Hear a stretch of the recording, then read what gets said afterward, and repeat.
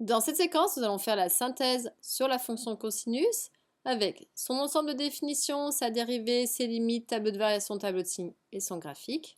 Donc faites une pause sur la vidéo, inspirez-vous de la synthèse sur sinus et venez voir si vous avez juste. Donc première chose, la fonction cosinus elle est définie par cos de x, écrit ainsi.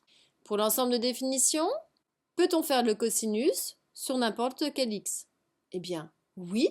Donc l'ensemble de définitions, ça va être R. Pour la dérivée, rappelez-vous, pensez au petit cercle trigonométrique, qui est facile pour retenir les dérivées de cos et sin. Dérivée, c'est un D, donc on descend. Donc le cos, il est situé tout à droite sur le cercle trigonométrique. Si je descends d'un quart de tour, je suis ici tout en bas, c'est-à-dire à moins sinus. Donc attention ici au signe. Donc f' de x faudra moins sinus de x. Avant de faire les limites, on va faire son graphique qu'on avait vu à la séquence précédente.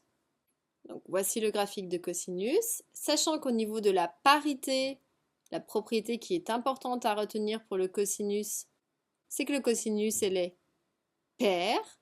Donc on voit bien sur le dessin, symétrique par rapport à l'axe OY. Avant de faire les limites, on va faire le tableau de variation et le tableau de signes sur 0π à nouveau. Donc maintenant, on va faire le tableau de variation sur 0π. Donc ça, c'est la valeur de nos éléments à mettre tout de suite dans le tableau. Maintenant, je regarde sur le graphique, je suis sur cette partie.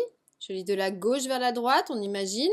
J'ai un petit vélo, je suis tout là-haut. Mon vélo, il a tendance à descendre bien jusqu'en bas. Puisque ici je suis arrivée pour x égale pi, donc la fonction elle est strictement décroissante. Je mets la valeur des images, image de 0, 1, image de pi, moins 1. On va regarder maintenant le tableau de signes, encore sur 0π. Avant de regarder si elle est positive ou négative, on va tout de suite regarder lorsqu'elle est nulle. Est-ce que f de x couple l'axe des abscisses? Eh bien oui, ici. C'est-à-dire en pi sur 2. Donc en pi sur 2, la courbe est nulle. Que se passe-t-il déjà sur l'intervalle 0, pi sur 2?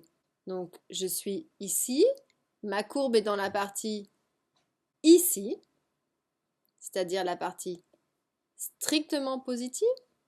Donc ici on va mettre un plus.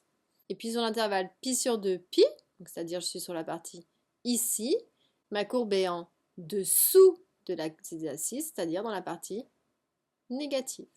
Donc là, je mets un signe moins. Donc le signe de cos sur 0π sera plus 0, moins.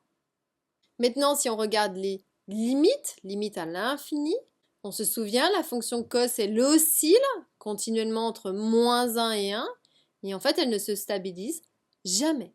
Donc aussi bien en plus l'infini et moins l'infini, pas de limite. Donc voici la synthèse à connaître. Surtout, connaissez bien la dérivée, l'ensemble de définitions et le graphe, puisque le reste des éléments va en découler.